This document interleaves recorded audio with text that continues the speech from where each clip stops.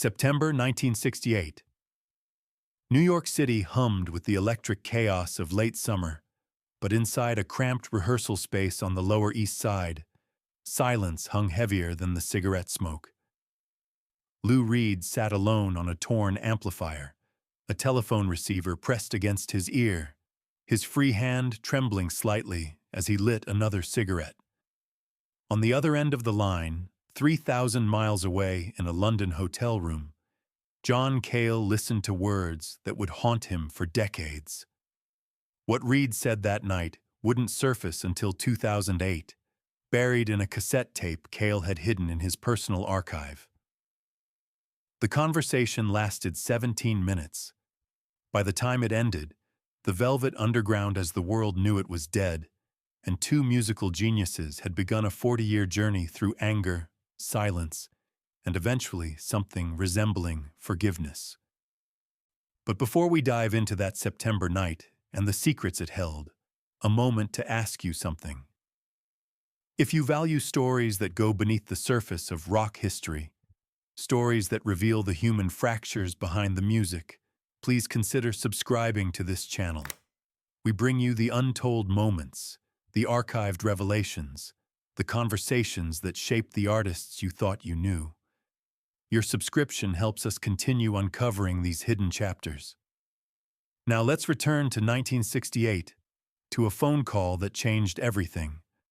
To understand why that September night shattered so completely, you have to rewind 3 years earlier to a different kind of chaos. 1965, the Silver Factory on East 47th Street, where Andy Warhol held court among silver-painted walls and broken dreams wrapped in aluminum foil. Lou Reed, a 23-year-old songwriter from Long Island with a literature degree and heroin connections, had been playing dive bars with a band that couldn't quite find its sound. John Cale, a Welsh viola prodigy trained in avant-garde composition, had arrived in America with experimental ambitions that terrified traditional musicians. When they met at a factory party in late 1965, something combusted. Reed recognized in Cale what he'd been searching for, a musical partner who could translate his darkest lyrical impulses into sound. Cale saw in Reed a storyteller willing to go where polite rock and roll refused to venture. Together, along with Sterling Morrison on guitar and Maureen Tucker on drums, they formed something unprecedented. The Velvet Underground wasn't just a band. It was a deliberate assault on everything popular music claimed to be about. While the Beatles sang about holding hands, Reed wrote about heroin addiction, sadomasochism, and transgender street life. While the Beach Boys crafted harmonies about California sunshine, Cale created walls of distortion that sounded like subway trains colliding in slow motion. Warhol, sensing the artistic disruption they represented, became their manager and patron, pairing them with the German singer Nico for their debut album. The Velvet Underground and Nico, released in 1967, sold fewer than 30,000 copies in its first 5 years. But every person who bought that album, as the famous quote goes, started a band. The recording sessions had been electric with creative tension. Reed's songs? Heroin, I'm Waiting for the Man, Venus in Furs, pushed lyrical boundaries into territories that made record executives physically uncomfortable. Cale's viola drones, his shrieking keyboards, his insistence on discordant beauty, gave those words a sonic landscape that was equal parts terrifying and hypnotic. They were brilliant together. They were also beginning to hate each other. What fans saw as revolutionary synergy, Reed and Cale experienced as constant battle. Reed wanted songs. Cale wanted sonic experimentation. Reed believed in verse-chorus-verse structure, even when the content was transgressive. Cale believed structure itself was the enemy, that true art happened in the spaces between conventional musical phrases. During the recording of European Sun, Cale had smashed a glass table with a metal chair, incorporating the crash into the track. Reed thought it was brilliant, but also excessive. That dynamic, admiration mixed with frustration, defined their collaboration. By 1968, the tension had metastasized into something uglier. The band's second album, White Light, White Heat, recorded in just 2 days, represented both their creative peak and the beginning of the end.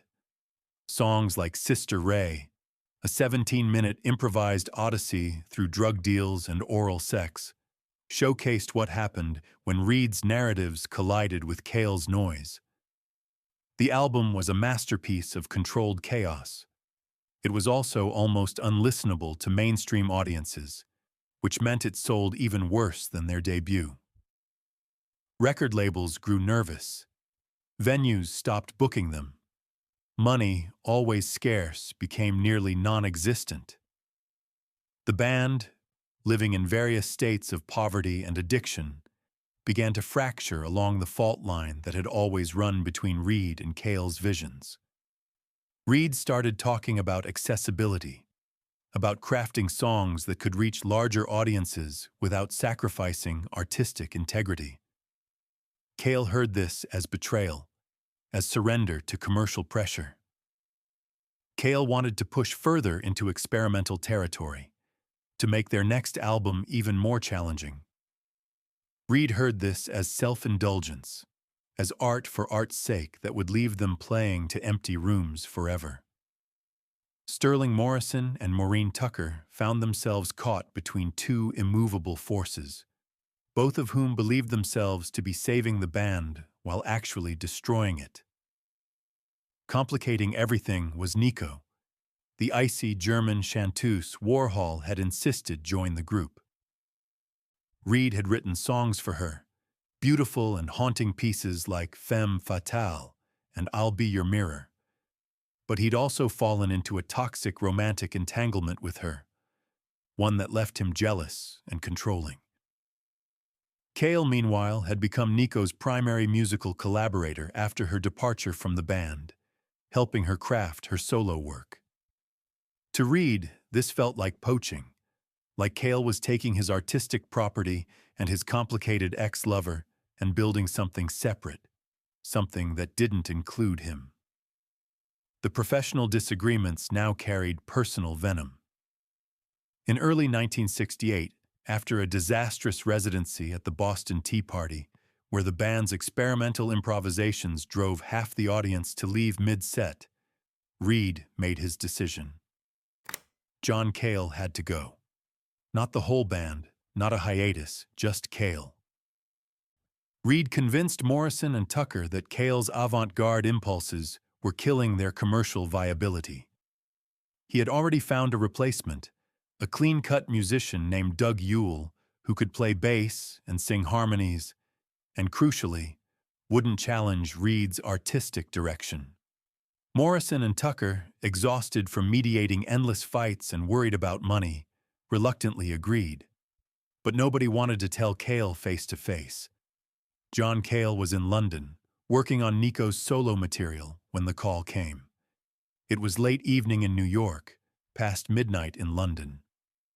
Cale answered the hotel phone expecting perhaps Nico or a studio manager. Instead, he heard Lou Reed's voice, tense and nasal, cutting straight to it. "We need to talk about the band," Reed said. Cale lit a cigarette, already sensing the direction this was heading. "I'm listening," he replied. What happened next, the actual words exchanged, remained disputed for 40 years. Reed claimed he'd been diplomatic, explaining that their creative visions had diverged too much, that it was best for everyone if they pursued separate paths. Cale remembered it differently. He recalled Reed being cold, almost cruel, telling him that his experimental tendencies had made the Velvet Underground unlistenable and unmarketable. Cale said he'd tried to argue, to point out that their challenging sound was exactly what made them important, that commercial success would mean artistic death, Reed, according to Cale's memory, had laughed bitterly and said something that cut deeper than any musical disagreement. You never understood that art without audience is just masturbation. For decades, that was where the story ended. Two conflicting memories, no resolution, just silence that hardened into permanent estrangement. Cale went on to produce groundbreaking albums for the Stooges and Patti Smith. Reed became a solo star with Transformer and Berlin, proving his pop instincts could coexist with artistic depth. They avoided each other at industry events. When journalists asked about their relationship, both men offered carefully neutral statements that fooled nobody. The Velvet Underground's legacy grew immense, their influence touching punk, new wave, alternative rock, every genre that valued authenticity over polish. But the two men who'd created that sound together couldn't share a room without tension crackling like faulty wiring. In 1989, 21 years after that phone call, something shifted. Andy Warhol had died 2 years earlier, shot by a disturbed woman in 1968, surviving that attack only to die unexpectedly from surgical complications in 1987. His death affected both Reed and Cale profoundly. Warhol had been their patron saint, the man who'd believed in their noise when nobody else would. His absence created a space where old grievances seemed suddenly petty. When Cale suggested they collaborate on a tribute album to Warhol, Reed surprised everyone by agreeing. Songs for Drella, released in 1990, was a song cycle about Warhol's life, death, and complex relationship with both artists. Working together again after 2 decades apart, Reed and Cale discovered something unexpected. The creative tension that had once felt destructive now felt generative. They were older, scarred by different battles, no longer fighting over the Velvet Underground's direction, because that band existed only in the past. The album was beautiful, meditative, shot through with genuine emotion. Critics called it a masterpiece. Fans hoped it meant a permanent reconciliation. But after the brief promotional tour ended, Reed and Cale drifted apart again, this time without anger, but without real closeness either. The full Velvet Underground, including Morrison and Tucker, reunited for a European tour in 1993. The performances were triumphant, selling out venues that would have been unimaginable in 1968. But backstage, Reed and Cale maintained a professional distance. They'd learned to work together without actively hurting each other. But the friendship, the artistic brotherhood, that had made their early collaboration so incendiary, that remained buried somewhere in 1968. Then came 2008. John Cale was preparing material for a documentary about his career when he found it. A cassette tape labeled simply LR September 68th in his own handwriting. He'd forgotten he'd recorded the call, an old habit from his experimental music days of capturing every interesting sound. The cassette had been sitting in a box of old tapes for 40 years, surviving multiple moves across continents. Cale played it alone in his studio, hearing his own voice 4 decades younger, hearing Lou Reed's voice before fame had smoothed some of its rough edges. What Cale heard changed his understanding of that night. The conversation was longer than he'd remembered, 17 minutes instead of the 5 or 10 he'd recalled. And critically, the tape revealed nuances that memory had erased. Yes, Reed had said the band was becoming unlistenable, but he'd also said, and this Cale had completely forgotten, "You're the most talented musician I've ever worked with, but this isn't working anymore." The tape captured Reed's voice cracking slightly when Cale asked, "Are you saying you want me out of the band?" There was a long pause, captured on magnetic tape, before Reed answered, "Yeah, I am." But then came the part that Cale had entirely blocked from memory. After initially accepting the decision with cold professionalism, Cale had asked Reed one final question. "Will you regret this?" And Reed, sounding exhausted, had answered with words that Cale now heard for the first time in 40 years. "Probably every day. But I can't be in this band with you anymore and stay sane. One of us has to go, and it's my band." That last phrase, "It's my band," had been the knife for Cale, the line his memory had held onto and sharpened over decades. But hearing it again now, with the benefit of age and distance, Cale heard something else beneath Reed's assertion of control. He heard fear. Reed had been terrified that Cale's artistic purity would trap them in permanent obscurity, that they'd become a footnote, brilliant but broke, influential to nobody because nobody would ever hear them. Reed's cruelty had been self-protection, a way to cut Cale loose before his own commitment to commercial viability wavered. After listening to the tape several times, Cale did something he'd never done. He wrote Lou Reed a letter. It was 2008. Email existed, but Cale wrote by hand on actual paper, several pages detailing what he'd discovered in his archive and what it meant to him. He explained that he'd finally understood that night differently. He didn't apologize for his experimental impulses. Those remained central to his artistic identity, but he acknowledged that Reed had been carrying an impossible burden, trying to be both uncompromising artist and functioning bandleader in an industry that had no framework for what they were attempting. Cale wrote about their reunion for Songs for Drella, about how working together again had reminded him why they'd been unstoppable in 1966 and 1967. He wrote that he'd stopped being angry somewhere in the 1990s, but had never known how to bridge the gap that anger had created. He thanked Reed for having the courage to make the impossible decision in 1968, because it had freed both of them to become who they needed to become. The letter ran to 8 pages. Cale signed it, addressed an envelope, put a stamp on it, and then he put it in a drawer and never mailed it. Why? Cale would later explain in an interview that some things, once said, can't be unsaid. He and Reed had achieved a functional detente, a professional respect that allowed them to occasionally collaborate without ripping open old wounds. The letter, honest and conciliatory as it was, might have demanded a response Reed wasn't prepared to give, or worse, might have received no response at all, which would have hurt more than continued silence. So Cale kept the letter and the tape private. Reed never knew they existed. Lou Reed's last decade brought changes that might have made reconciliation possible if time hadn't run out.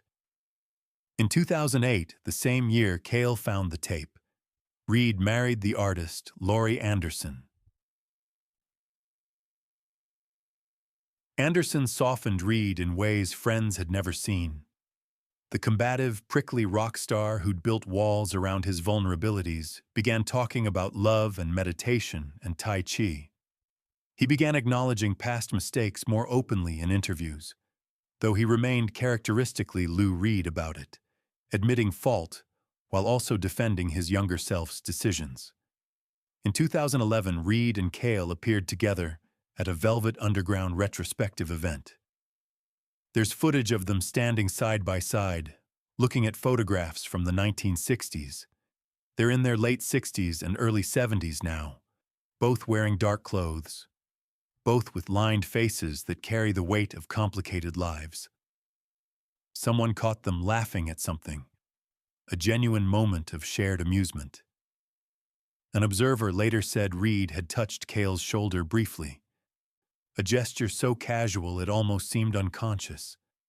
For two men who'd spent 40 years maintaining careful distance, it was remarkable. But it was also just a moment, not a conversation, not a clearing of air. Reed's health began failing in 2012.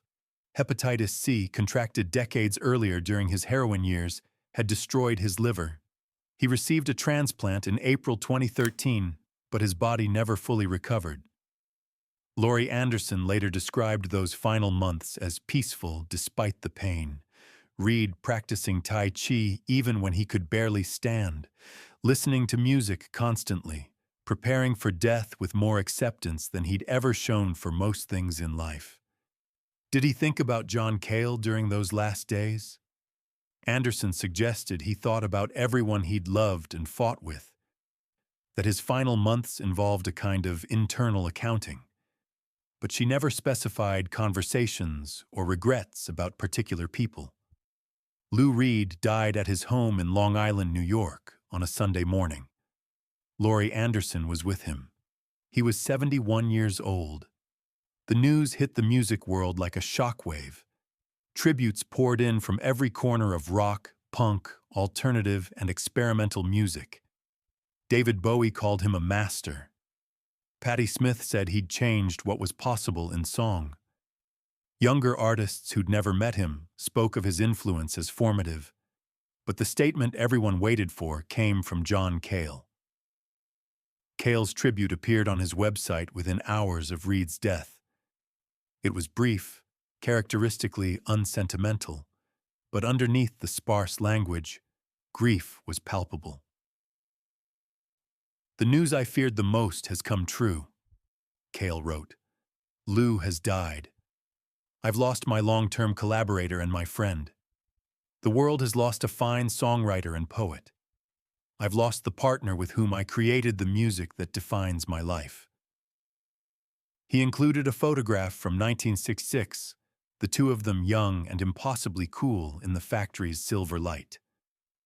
What Cale didn't include in the public statement was what he told a close friend privately, captured years later in a documentary interview. That same day Reed died, Cale had gone to his studio and retrieved the cassette tape and the unmailed letter. He listened to the tape again, hearing 17-minute echo of September 1968, hearing their young voices arguing about art and audience and the impossible demands of staying true while staying alive. Then he read his own letter, 8 pages written 5 years earlier, explaining forgiveness he'd never sent. In 2019, working on a comprehensive archive of his career, John Cale finally made the decision to include the 1968 phone call in a limited edition boxed set. He provided context in the liner notes, explaining how he'd found the tape, what it had meant to discover it in 2008, why he'd never shared it with Reed. He published the unmailed letter alongside it, his own words from a decade earlier now serving as both explanation and eulogy. The revelation stunned Velvet Underground scholars and fans.